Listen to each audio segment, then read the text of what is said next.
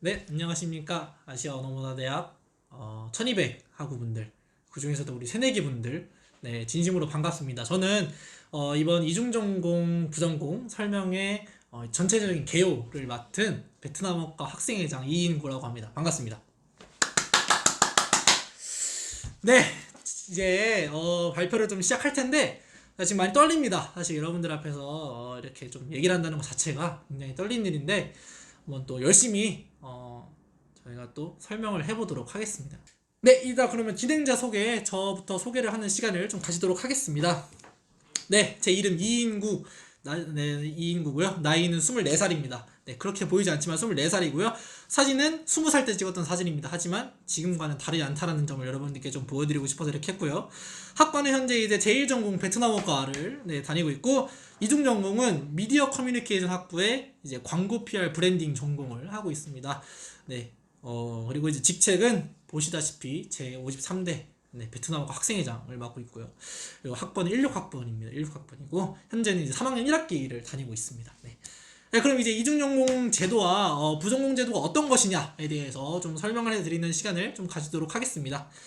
네, 보시면 이제 한국에 대해서는 5가지 제도가 좀 있습니다. 여러분들께서 학교를 다니시다 보면 이 5가지 제도를 많이 여러분들께서 아마 듣고 경험을 하시게 될 텐데, 처음에 이제 이중전공 제도가 있고, 또 앞에 후기라는 말이 있거든요. 후기 이중전공 제도가 있고, 그리고 부전공 제도가 있고, 그리고 전공 심화. 근데 전공 심화도 예전에는 부전공을 반드시 했어야 되는데 요즘은 이제 단일 전공으로만도 전공 심화를 할 수가 있습니다. 그래서 전공 심화도 부전공과 단일 전공으로 나뉘게 되는, 이렇게 총 5개가 여러분들 앞에 주어지는 선택지가 되겠습니다. 그럼 이제 하나하나 좀 살펴보는 시간을 좀 가지도록 할 텐데요. 이중전공 제도가 무엇이냐? 사람들이 그렇게 야 이중전공 뭐 해야 된다, 이중전공 너네 고민 많이 해야 된다라고 하는데 그게 무엇이냐에 대해서 얘기해 봤을 때, 이제 여기 좀 써져 있는 대로 제가 한번 읽도록 하겠습니다. 여러분, 재학 중에 주 전공을 포함해서 이제 2개 이상의 전공을 선택해서, 저희는 이중이기 때문에 2개죠, 그죠? 일정 과정을 이수하면서 이제 여러 개의 전공을 학습하고 연구하는 일을 말합니다. 그래서 제1전공과 동일하게 학사 학위가 발급이 됩니다. 즉 이게 무슨 뜻이냐? 예를 들어서 제가 베트남어과를 졸업한다라고 하면 저는 한국외대 베트남어과 학사증을 받습니다. 학사 학위를 받는데, 만약에 제가 지금 하고 있는 광고 PR 브랜딩 전공을 이중전공으로 해가지고 이수를 한다, 그러면 저는 똑같은 학위증이 발급이 되는 겁니다. 그래서 저는 한국외대 미디어 커뮤니케이션 학부 광고 PR 브랜딩 전공을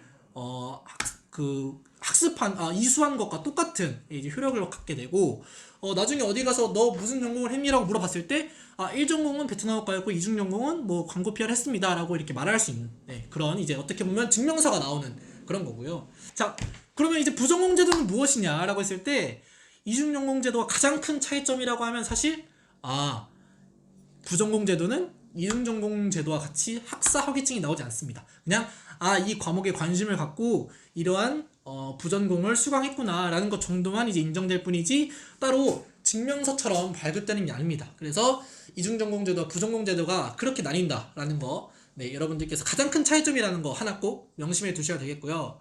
그럼 이제 더 추가적으로, 비록 이 설명회가 이중전공과 부전공 제도지만 전 좀 더 알려드리겠다는 거예요. 여러분들께서 찾을 수 있는 시간을 절약해서 제가 좀 더 알려드리겠다는 의미로 전공심화 제도와 이제 후기 이중전공 제도에 대해서 간략하게 좀 설명을 드리도록 하겠습니다.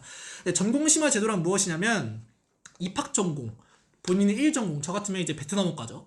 베트남어 전공을 좀 더 집중적으로 이수하는 제도입니다. 따라서 이 전공을 선택하게 되면 본인의 1전공을 굉장히 좀 많이 듣게 됩니다. 이수학점을 많이 채워야 되고, 최근에 바뀐 흐름에 의하면 이제 부전공은 부전공 선택은 자유로 이렇게 변환이 되었습니다. 옛날에는 전공 심화를 선택하면 반드시 부전공을 선택했어야 되는데, 요즘은 이제 제가 아까 말씀드렸다시피 부전공을 선택해도 되고 안 해도 되고, 이 자유롭게 되었다는 점 말씀드리고, 또 제1전공을 많이 선택하시는 분들 중에서 이제 지역 전문가 또는 지역 학사, 왜냐면 또 우리 아시아 언어문화대학 학생들이기 때문에 이 지역 전문가나 지역 학사에 대한 관심이 있을 수 있습니다. 이분들은 또 이러한 제도를 또 이수해서 지역 전문가 또는 지역 학사로서 또 그러한 또 자격을 또 받을 수 있고요.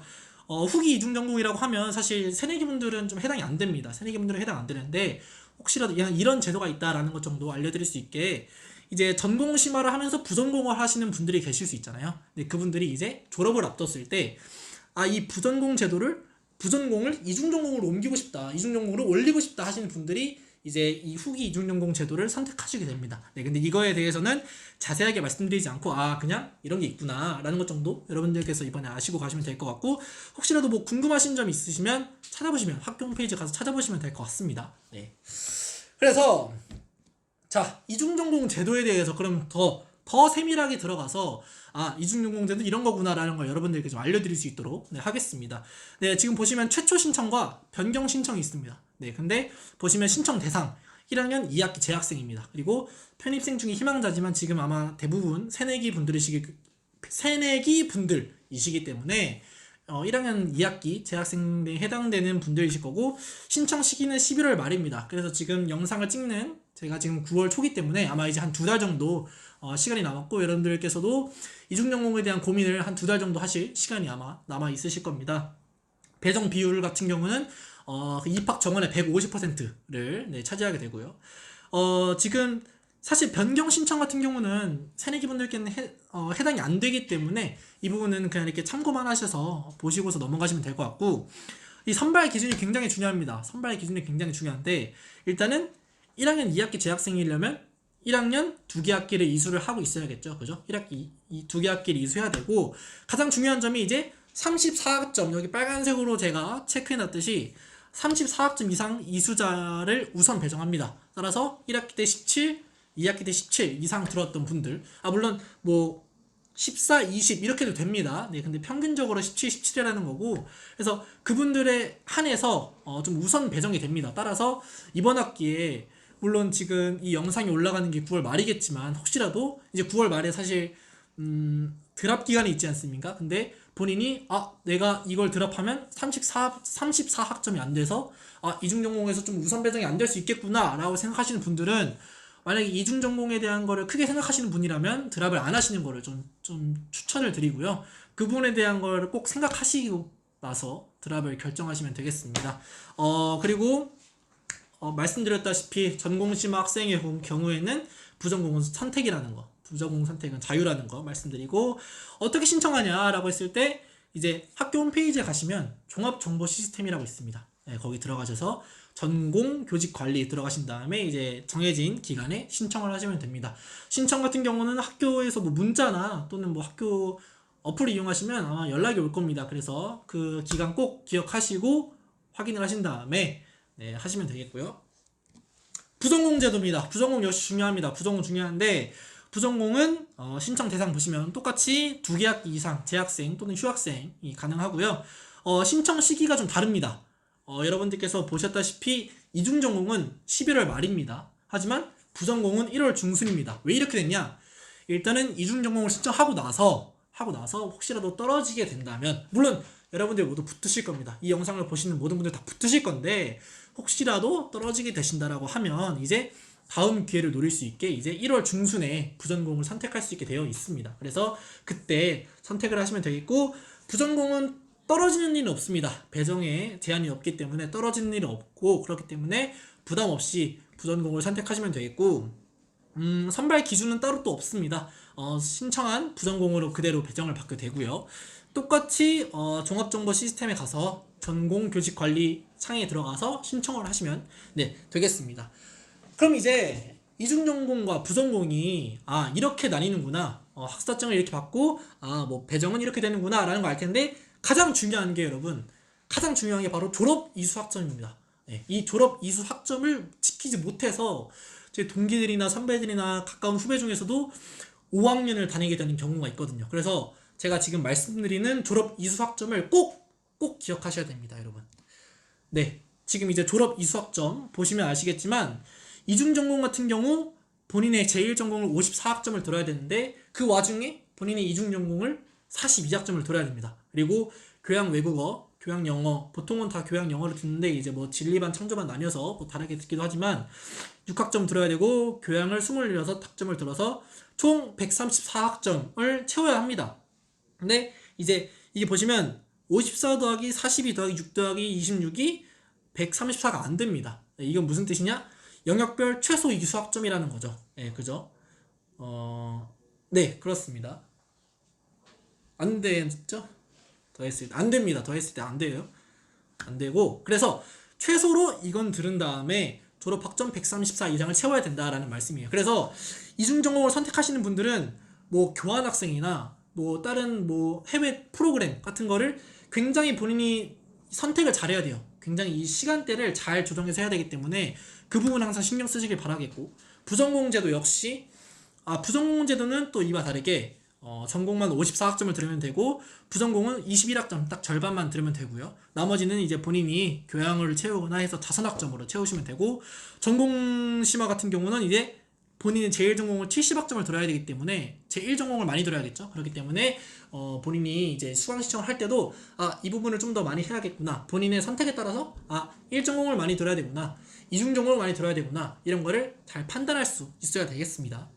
그래서 지금 굉장히 시간이 많이 흘러가기 때문에 지금 이제 또 말씀을 좀 빠르게 드리면, 제가 지금까지 말씀드렸던 부분이 다 학교 홈페이지에 있습니다. 그래서 학교 홈페이지에 2020 수강 편람에 가시면 지금 제가 이거 빨간색으로 쳐냈듯이 2020 수강 편람에 가시면 이제 2020 2학기 수강 편람이 있습니다. 여기 들어가신 다음에 들어가시면 왼쪽에 이제 이 배너가, 인덱스 배너가 있는데, 여기서 졸업 이수학점 또는 이제 이중전공 및 부전공 이 배너를 클릭하시면 더 자세하게 여러분들이 아실 수 있습니다. 그래서 제가 말한 거를 모두 다 믿지는 마시고, 물론 정확하긴 정확하지만 무조건 이건 100%라고 믿지 마시고 본인이 한 번 더 찾아보는 그런 좀 마음가짐을 좀 필요할 것 같습니다.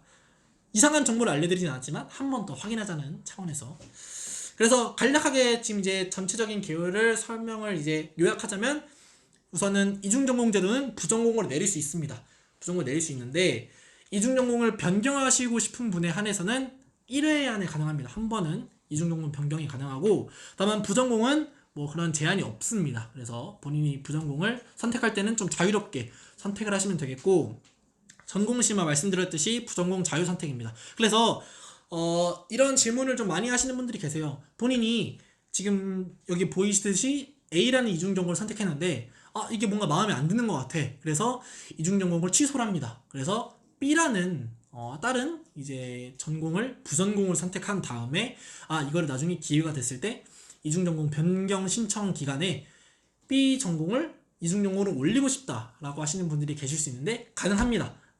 이러한 방식으로 하는 게 가능하기 때문에, 이건 제가 직접 이렇게 했기 때문에 여러분들께 확실하게 가능하다라는 말씀 드리고요. 그래서 어쨌든 이중전공 변경은 1회 한 번만 가능하다라는 점 꼭 기억하시길 바라겠습니다. 너무 길었네요. 그러면 이중전공 학과에 대한 소개 바로 진행을 해보도록 하겠습니다.